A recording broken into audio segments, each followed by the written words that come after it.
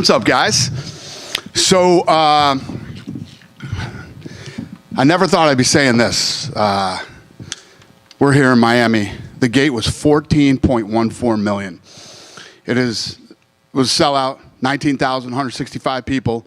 The highest grossing event ever at the arena. We broke our own record, and it is the 4th highest grossing UFC event of all time. Miami is on fire. This place is unbelievable. What they've done in the state and in the city in the last 10 years is phenomenal. But anyway, fight of the night, Dustin and Benoit. Performance of the night, O'Malley. And we gave everybody who had a finish $50,000 except for Dustin, because he won fight of the night. So we still got. Talk to me. All right. Didn't know we've only got you for a short time, so I just want to ask you first about Sean O'Malley and his performance. He wanted to finish his first title defense, but he didn't get that, but he looked absolutely fantastic. So what did you think overall of his performance? He put on a clinic, and I don't know if anybody can finish Chito Vera. I mean, that guy's got a chin like nothing I've ever seen. Ate those 2 knees.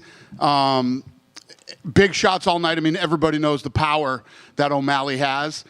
He ate all those shots, even shots to the body that he took, kicks and punches to the body. Chito Vera is one of the most durable fighters I've ever seen. And you talked about the incredible gate tonight. I think they said on the broadcast it was one of the highest gates that didn't involve Conor McGregor. So I guess where does Sean stand in terms of star power for the company and biggest bantamweight fight of all time? If you based off energy, excitement, gate, and pay-per-view, it's by far the biggest fight ever in the bantamweight division. Where do you see his ceiling? I mean, our comparisons to Conor McGregor, I know that's a little bit tough. He's one of a kind, but I mean, is he one of the biggest stars we've ever seen? He's on his way. Yeah, he's on his way. He's the biggest star ever in bantamweight history. We can say that right now. Definitely. What do you make of these call-outs of Ilia Topuria? I mean, is that something that you're even considering right now, or is it too soon to be talking about moving divisions? Well, it's not Tuesday yet. On Tuesday, maybe we can talk about moving divisions. Yeah, right. I don't know about moving divisions. Yeah. You know how I feel about that. I mean, even Topuria was talking about not fighting anybody in the division after just winning the title. Yeah. That's crazy talk. Want to ask you about Dustin Poirier as well. Obviously, future Hall of Famer, legend, fight of the night. I mean, what did you think of his performance and him at this point in his career? These are the kind of fights, when you talk about let me think of how to say this. The fight that he took tonight with Benoit. I mean, everybody when the talk first started, and everybody was like, "Ooh, this is a bad fight for Poirier." Blah blah blah blah blah. And then Poirier came out and said, "You know what? I didn't die," and all this other. This is shit that makes you a fucking legend.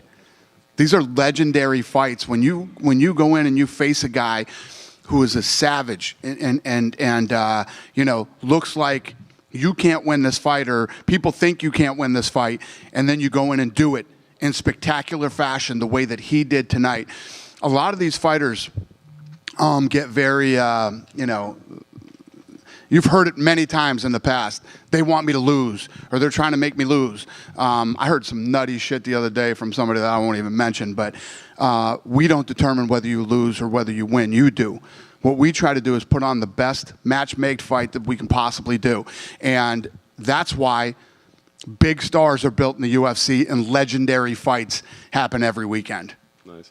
Last thing for me, given his legendary status and his performance, when it is Tuesday, is he in the conversation for a title shot in his next Poirier? performance? Yeah. I mean, Poirier, again, like I just said, I just went through that whole, his stock again goes through the roof. At his age, all the things he's accomplished, all the things he's done, look at what he did tonight. And I don't know if you guys are too busy typing or whatever the fuck it is you guys do during fights, but if you stood up during that fight and saw the arena, it was insane. It was insane. People were going nuts. Yeah, Poirier went to a whole nother level tonight with this fight.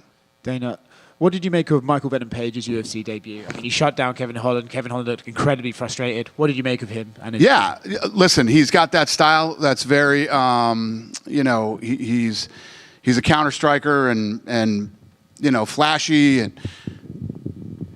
we got to matchmake his next fight the right way. Did you feel like Kevin sort of, I don't want to say gave up, but in the third round was clearly just like, I don't know what to do with this guy? I don't know if he gave up. I had Michael winning the first round. I had Kevin winning the second round, and then you got to go in and whoever wins the third round. That's probably the first time that Kevin's ever fought anybody cockier than him.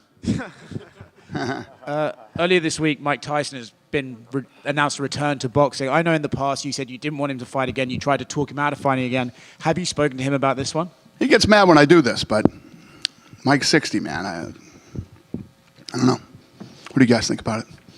Who gives a shit what I think? It's not my fight. I love Mike Tyson, personally as a friend, and he's one of my favorite athletes of all time.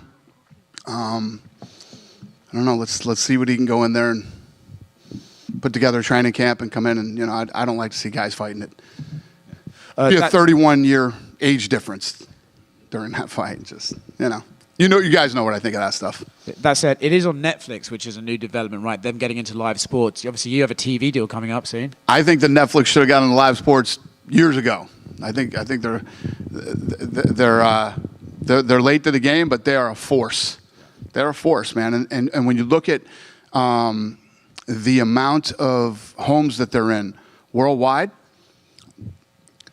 you guys heard me talk about this show Reacher. I posted about it. I love that show. I hate fucking TV. I don't watch any TV shows, hardly ever. Don't watch movies anymore. But I love the show Reacher, right? I can watch Reacher whenever I want to. I can watch it when I get home. I can watch it next week. Right? Live sports like this event tonight, you had to watch tonight. As all these massive streaming companies start to get bigger and bigger, they have to be involved in live sports. Safe to say you'll be talking to them when your TV deal comes up? I'm sure we'll be talking to everybody.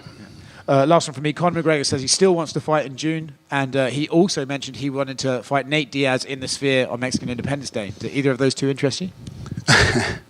I'm looking for Mexicans at the Sphere on Mexican Independence Day. Nate? Huh? Nate Diaz. Oh, okay. Yeah, no, I'm not doing that fight. Right here. Yeah. I know you gave them bonuses, but what did you make of the performances of Curtis Blades and Jack Della, like two guys that seem to be down on the scorecards and picked up more comeback wins? Yeah, I agree. Look great. Yeah, you nailed it. I don't know what else to say other than what you just said. Yeah. We had two interesting entrances with Michael Venom Page came out with like the cape and the Undertaker thing. He said that even the UFC kind of helped him out a bit, and then Michel Pereira got approval to do his dance routine when he walked out. So are we going to see more of this in the UFC? I know it's not something you've normally done in the past. No. So not a fan? No. Joanne Wood retired after the first fight. What do you make of her career in the UFC? I know she never got her title shot, but she seems to be one of these beloved figures. Awesome human. Yeah, she's an awesome human, an incredible fighter, and I couldn't be more happy for her. I know that, I don't know how many years ago it was, but pretty recent, within the last 5 or something.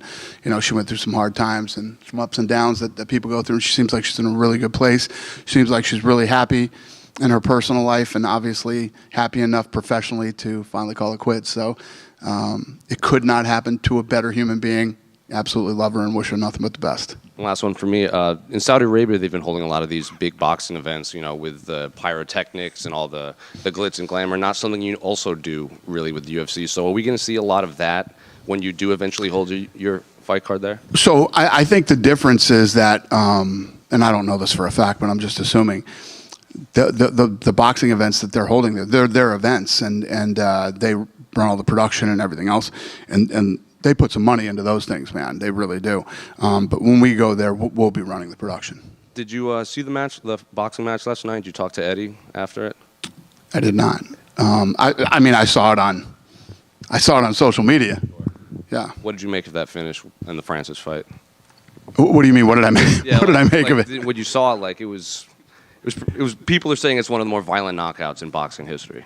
Yeah, going into the Fury fight, if Fury trained for the fight and didn't show up and look like he ate Tyson Fury, that's probably the way that fight would have ended too. Listen, the crossover. You know how I feel about crossovers into boxing, and that's how they end, just like that. Dana, right here to your left. Joanna Jędrzejczyk getting into the UFC Hall of Fame this summer. I saw you guys got to share a moment after the announcement. I guess, what did you guys say to each other, and I guess what does she mean to you in the company? We both said thank you to each other. She's incredible. I love the first time I ever saw Joanna fight in the UFC, I literally went back and grabbed her and said, come out and watch the rest of the fight. We literally sat there all night and watched the rest of the card together. And from that night to tonight, we've become really close friends, and I have so much respect for her. And, you know, she not only since when she was here, but when she retired, I mean, she still does so much stuff with us and for us, and she'll be with us for the rest of her life.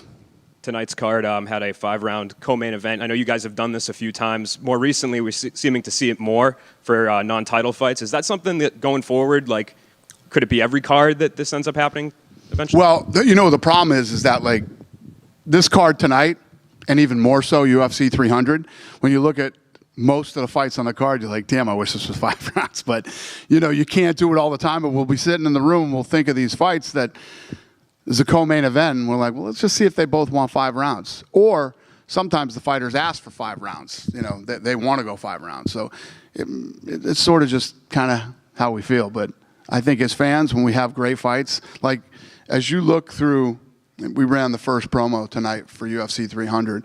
So from the first fight of the night all the way till the main event, I mean, every fight you wouldn't mind seeing 5 rounds of. How difficult was it to, tonight was the first time we saw like the bout order as well. So how difficult was that to figure out where everybody goes? Like I saw like, a lot of people talking about Bo Nickel being really high. So how challenging was that? I'm not kidding you. We literally finalized it today, or yesterday. Last night we finalized it.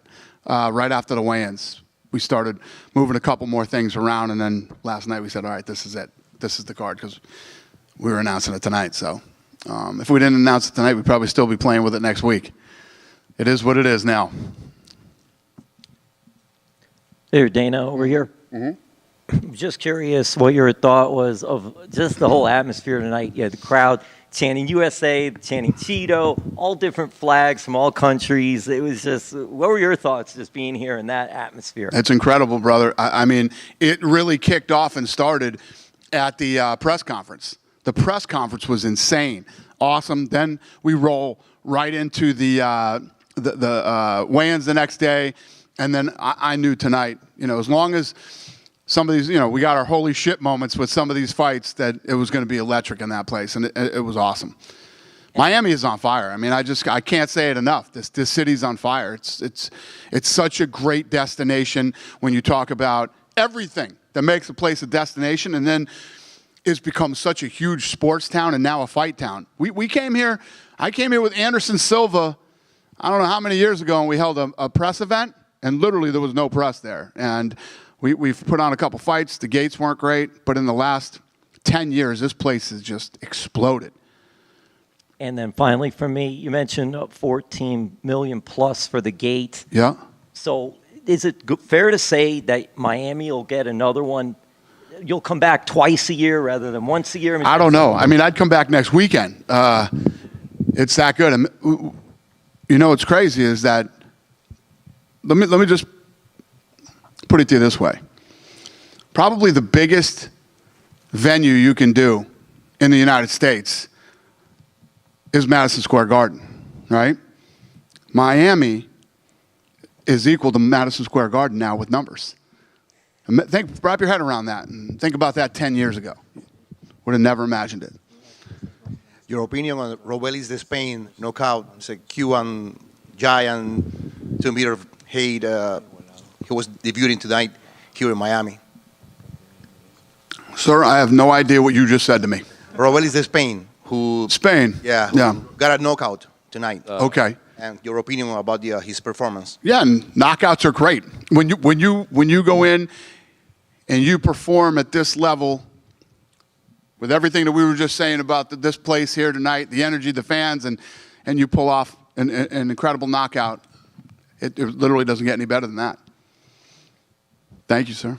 Dana over here. Yeah, go ahead, brother. I know Chito lost, but you guys, before the pandemic, had gone to Chile, had gone to Argentina. Given his popularity, how much media there was here for him and fans, is there a chance that the UFC visits Ecuador at one point? Yeah, I mean, take Chito out of the equation, we end up in Ecuador someday anyway. Obviously, when you have somebody who's that's popular from that part of the world, it's like we're talking about Africa and Spain right now. Seriously, we're heavily invested in Mexico now. Yes, we will end up there someday. And just real quick, any update on Spain? No, not yet. Thank you. Thank you, sir. Who is next? Go ahead. Dana, continuing with that question, there were probably a record attendance from Ecuadorians. About 5,000 Ecuadorians were here, maybe a bit more. You could feel it. Yeah, and more than 40 Ecuadorian journalists came to see Chito. It would be good if UFC goes to Ecuador one day, but what would be your message to Ecuadorian fans that they were, extremely explosive, electric tonight, here and back home? This is what I love about South America. I mean, it's almost like that soccer mentality. They support their own, and they're very vocal, and it helps create this unbelievable energy at sporting events when you have these people from other countries, and Ecuador definitely represented in every way, shape, and form, and it was fun. I mean, you'd hear USA or I don't know what they were saying, something O'Malley, and then you'd hear Chito, and it's the best, man. It creates that energy, that buzz at a fight that you love. Thank you very much. We had a blast here. Thank you, sir. Anybody else? Dana? Here. Yep. Hello, Dana. Hi. I just wondering, what do you think is coming now for Chito after this fight? Do you think maybe in the future is going to be the third part of this fight between Chito and Sean O'Malley? Could be? It could be, yeah. He's going to have to get back on the horse and win a couple fights, and who knows? He could work his way back up to O'Malley again, because yes, it's 1-1. So that fight could possibly happen. I'm not even thinking about that or considering that right now, but not saying it couldn't be a possibility. Thank you. You're welcome. Who was the other guy that said? Yeah, Dana, Go ahead. last one. Dana over here. So I know you guys have deals lined up with places, agreements for locations ahead of time, but I have to ask, I had a couple people approach me after the conference, and today after, like you said, an electric energy here in Miami. Is there a chance Miami becomes one of those stables where you go twice a year, or maybe? That's what that other guy just asked me too. Yeah, well, maybe for UFC 305, that's the specific thing they've been asking me. That's interesting. That's interesting, yeah. That's funny. Was that a talk at least, or is that kind of just up in the air? Never even thought it till you just said it. Awesome. And obviously the Dustin Poirier, Benoit, Saint-Denis, it was a great fight from round 1 and 2 till it ended, but Benoit definitely showed that he belonged. Is that a guy that you guys are going to keep giving these big fights, or? Yeah, no, he's one of the best in the world. Listen, Poirier, like what I said when we started this press conference, what I said about Poirier put on another legendary performance and took himself to another level, and Poirier is one of the best to do it. So it doesn't hurt his stock at all, not even a little bit. He's another one now that's got to jump back in the mix and win some fights. He'll learn from this. Thank you. Was there one more guy that was trying to ask me? Yeah, last one for me. Bryce Mitchell got his camo shorts. Sean O'Malley got his pink shorts. Brendan Allen, upcoming UFC headliner, wants purple shorts to commemorate his daughter, as well as his school's colors. Can you get purple shorts next time out? This is when we know we've gone too long with the press conference, when we start talking about clothing. Sure, he can have purple pants. Thank you. Oh, thank you. Good night.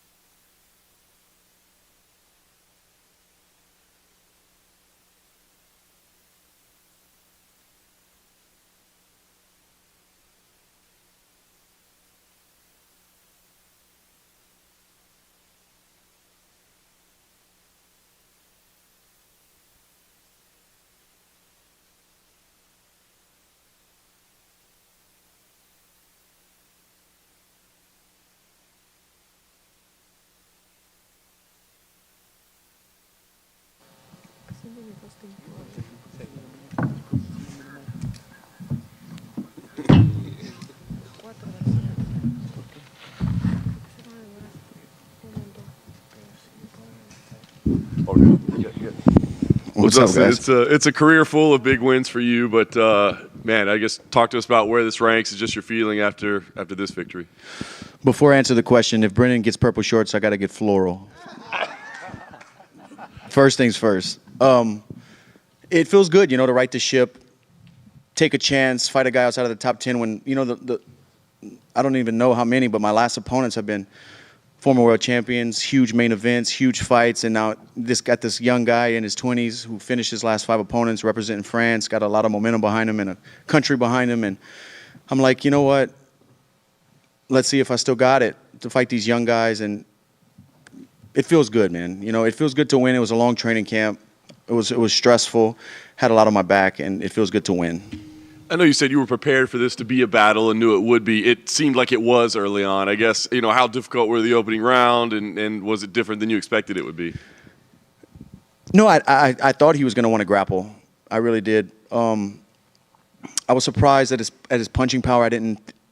In the moment in there, I didn't feel like he was a big puncher. He looked like a big guy, and he's finished guys on the feet. I mean, he's finished all of his wins. But I thought he was going to be a bigger puncher. When he was landing those shots, they weren't that much knockdown power behind him. But I was surprised by his strength. He was pretty strong. Yeah. It seemed like in the second round, maybe there was a moment you thought, maybe I don't always have to jump the ghillie. Nope.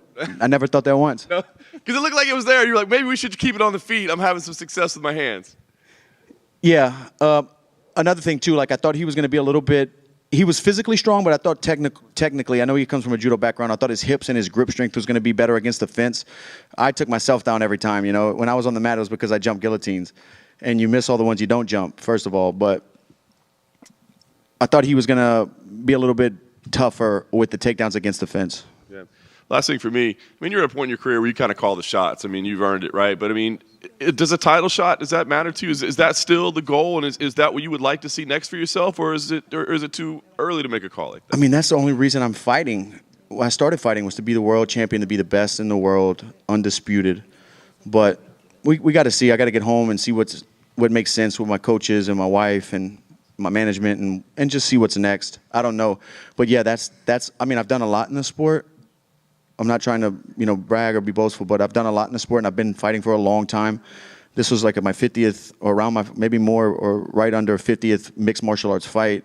And I've done a lot, and I've checked a lot of boxes, but there's one that's still unchecked, and that's being the world champion.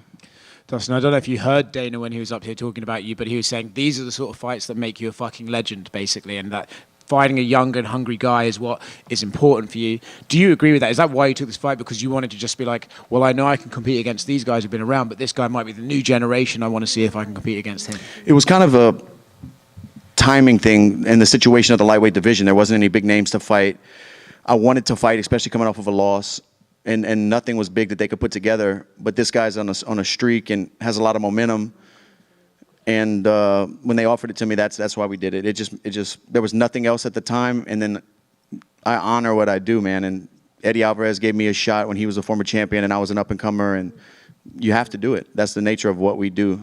Yeah. Were any of the guillotines close? The last one was. The high elbow was really close. When you eventually do finish someone with that after jumping it, how excited are you going to be? And I will. And I will. Dustin over here. Yep. Just curious, when you won the fight and then the whole place just erupted, has that ever been? They probably bet because I was plus 200. That's why they were. So I'm just curious, in your historic career, has it ever been like that where the crowd erupted like that and you heard it and you just soaked it all in as well? Yeah, I really felt in the moment this whole week in the locker room, walking out in the octagon. I really felt good. I didn't so much, the adrenaline's pounding. He's getting up off the ground. I'm trying to go talk to him and let him know to keep working. And I didn't really notice it in the moment. So, yeah. Right here. You had said, I think just a moment ago, that camp was stressful. There was a lot on your back and everything. Was that something specific in camp? Was it? No, that was just losing my last fight. Never losing 2 in a row. Fighting this young up and comer who's finishing everybody. just the risk versus the reward. It was just like I had to win this one. For me, I felt like, so that was more stressful because I was putting it on myself. I know tonight was your night, but do you think Benoit will get back up there into title contention? I mean, he has the ability. He's proven it with all of his wins. You know, this is his first time getting finished. His first loss in his career was to a welterweight. I think, you know, not on a full training camp, on short notice. So, and he's still young. If he dedicates himself and picks himself back up, and obviously he has the mental fortitude to do it. He's a military veteran, you know, so he's been through some things. If he decides to do it, I think he can. I felt it in there. He's very strong, and if he keeps evolving, getting better, he'll be right back where he was. Forgive me if this is an ignorant question for your Louisiana, but like there is a lot of French connection in Louisiana. Was there any sort of like, how do the people there like kind of receive Benoit? Because obviously you said anything you post would just be filled with French flags, but how did the actual like? You know, and I understand that they're supporting their guy. MMA just got legalized not that long ago in their country, and it's a growing sport. So I understand that, but no, there's a lot of French in Acadiana where I live in Lafayette. My dad speaks fluent French. You know, a lot of the Cajuns in Acadiana came from French Canada. You know, we got kicked out and relocated to Louisiana. Well, Conor McGregor actually tweeted a good fight between a couple Frenchmen and even tagged the French, was it president or prime minister, whatever they have over there. Yeah. Well, he felt that right hook too. Just one quick one over here, Dustin. You spoke about in Media Day how you and Gamrot had great training camp, and obviously you were primary training partners with him. So how did it feel going 2 for 2 with him tonight? It felt great, and we pushed each other so hard this training camp. After his fight with RDA, he came back and stayed in the locker room the whole time. He's such a great teammate, hard worker. His nickname is perfect. He's a gamer, bro. He pushes hard. He's a maniac. But he told me in the locker room, remember, champ, don't jump guillotine. Don't do it. Circle off the fence. Don't jump guillotine. He told me that multiple times. What do you think would be next for someone like him? I mean, some people said that he shouldn't have probably taken this fight, or what do you think should be next for me after that fight? For Gamrot? I mean, he beat a legend. He beat a former champion, a guy, I don't know if he's in the Hall of Fame. He's going to be a Hall of Famer. It's a great win on your record and a tough guy who's proven himself time and time again. And Gamrot has some great wins, He beat Armin, lost to Benil, but he's a hard worker, always in the gym, always getting better. I think he belongs at the top of the division fighting for a contender status. Dustin over here. I know you just fought, but what does a path back to a title look like for you, you think? Man, it's tough to say.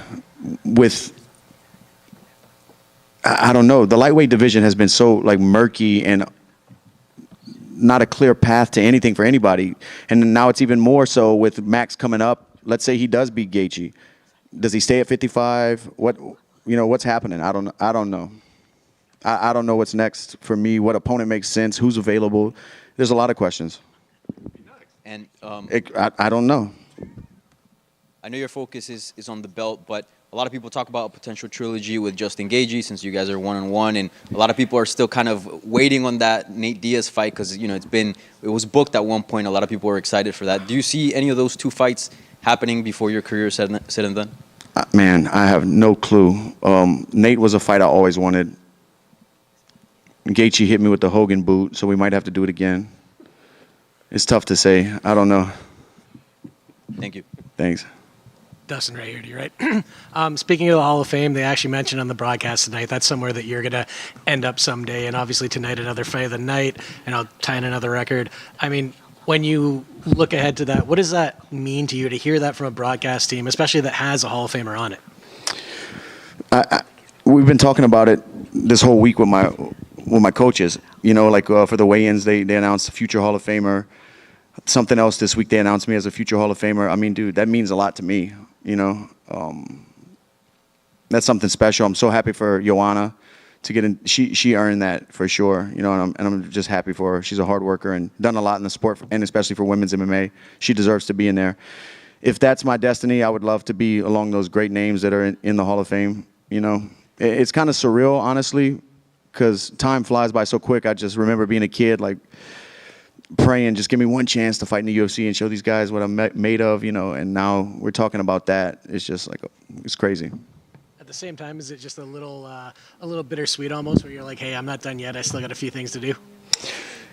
Yeah, like I've said before, I have tread on the tires, and I think I can beat a lot of these guys. I can compete with the young guys. I can beat anybody in the world, I feel.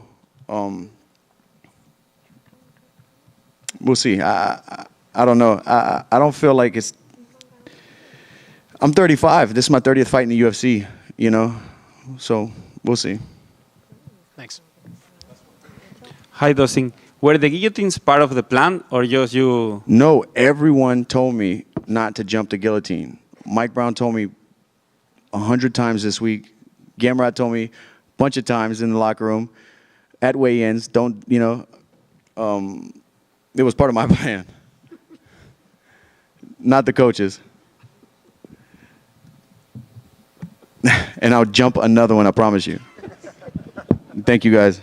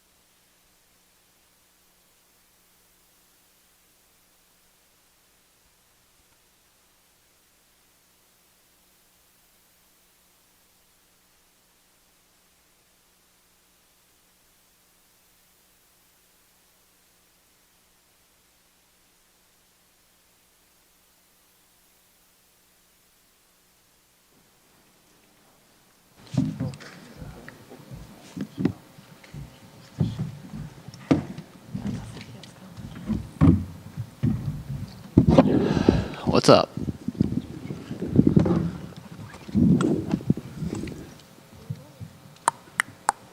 Sean, congratulations on the victory. I know you didn't necessarily get the finish you wanted, but it was a pretty incredible performance overall. So I'm sure you'll break it down afterwards. But as you sit there, how do you feel about the way you performed tonight? Yeah, something about not getting the finish that just doesn't sit right with me. It's just like, fuck. But, I also haven't watched it, obviously. Once I watch it back, I think I'll be a little bit more excited. But, I always want to get that finish. Yeah. Saw you, obviously, the boot on the foot, a little bit of a limp as you walked out. I guess, do you know what the status is of it right now and when the injury occurred? No, I think, I've had a pretty major surgery on this foot before, so I think, it tends to flare up after you kick someone in the head a few times. So I don't think it's anything serious, hopefully not. But, yeah, I think it's just going to be a little swollen for a few weeks, and we'll be back to work.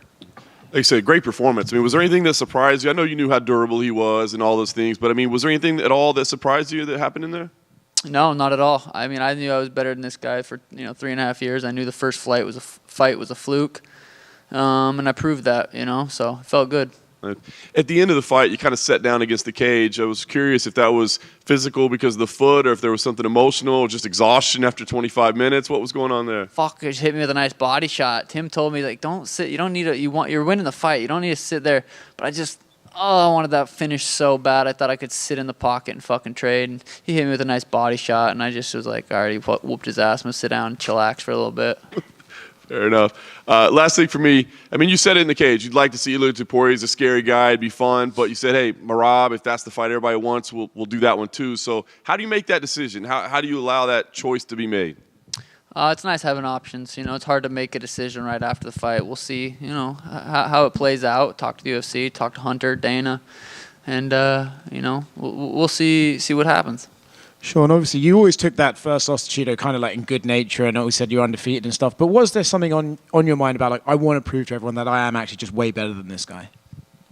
A little bit. I mean, I literally, truly always knew I was better than him. It never bothered me once that fight played out like that. I mean, look where I was at, considering I played out like that, beat Thomas Almeida in one of the most, beautiful performances I ever had. So, that fight never bothered me. I try not to care what people think, and I knew I was better than him, and, it took a little, 3.5 years to go and prove that, and I did. Obviously, you landed the 2 massive knees on him in the second, I think, and looked like you had him very badly hurt, but you also sort of knew that he's a very hard guy to put away. Did you see that I'm not necessarily going to be able to finish this guy right away? Yeah, he's hard to catch. He's hard to hit clean. So I didn't want to waste energy trying to put his lights out if I wasn't going to be able to. So, I'm a vet. I'm a veteran. I've done this for a long time, and you know when to use your energy and when to save it. And I didn't feel like I could put his lights out right then and there, so it saved the energy. Are you kind of surprised he didn't just spam the calf kick over and over again? Not really. I think it's like, leg kicks are dangerous, but they're also not just easy to fucking throw. You can't just throw them and just know you're gonna land them every time. They're if you get checked, it hurts. If you throw it and step in with the right hand, you're off balance. So it's not as easy as just throwing a leg kick and you're gonna land it. Sean, right here. At media day, you said, we'll never be buds and this and that. But did you talk to Chito at all? I saw you guys like bump fists, but was there anything else said between you guys? No, nothing was said. Just a little handshake. I think he told Tim we'll never be friends or something like that. But it is what it is. I mean, I'd be jealous and hate me too. What did you make of the crowd and the scenes? That press conference Dana White said is one of the loudest he's ever seen. They were chanting. They were dueling USA and Ecuador chants during your fight. Yeah, it's incredible. It's so weird to be me right now. Like just being able to stand there and listen to that and perform for the people. If it wasn't for the fans, if it wasn't for the media to cover this sport, I wouldn't be in this position. So it's a really, really cool, and I'm really grateful for you guys and the fans that watch. One more thing, throw at you. This is one of the largest, if not the largest, non-McGregor gates for a UFC pay-per-view. So what do you make of like another thing like that on your belt? Yeah, I think I'm creeping up there. I'm getting up there. At the end of the day, UFC doesn't need anyone. They're gonna find stars. They're gonna make put on crazy fights regardless. But I think I'm working my way up to one of the biggest names in the sport. One of your teammates, Kyler Phillips, he got a big win too. And we asked him like, would it be an issue? Would it be like Merab and Aljo, like with you guys not fight? And he says, we'll fight. We'll make money. Mario Bautista threw in there too. So do you have to have that conversation with your teammates, or is it just like we'll have to fight someday? I don't know. We'll go with the flow if it happens. I feel like I could move up to 45. I feel like I'm gonna get to a point to where I don't even need the belt. I'm bigger than the belt. I have the belt. I'm gonna fight. I'll be main event at fucking 140 at 142.5 just for fucking fun. I can. I'm getting to that point. So the belt's cool, but once you get to a certain point, you can main event and just kind of fight. Look, Conor was 45-pound champ fighting at 170, fighting Nate. Like I want to get there. And last one for me, we saw the video clip of kind of Merab walking up to you when you were leaving. Did you guys say anything? I don't know. Like if I got hit in the head too. I was like, what the fuck? Who is this random guy talking to me? I was like, who the fuck? And then I realized it was Merab, and then it was his buddy was yelling or something. But yeah, I mean that fight very well could happen next. Sean, over here. I know you said you probably won't be buds with Chito, but when you look at the fighter version of Chito, what do you think he should do next with his career? Chito versus Henry could be an interesting fight. Chito versus Petr could be an interesting fight. Cheeto versus Aljo would have been an interesting fight. You know, he's somewhat of a star, so he's got some good options too. But he'll probably need some good amount of time off as well. I think I broke his face.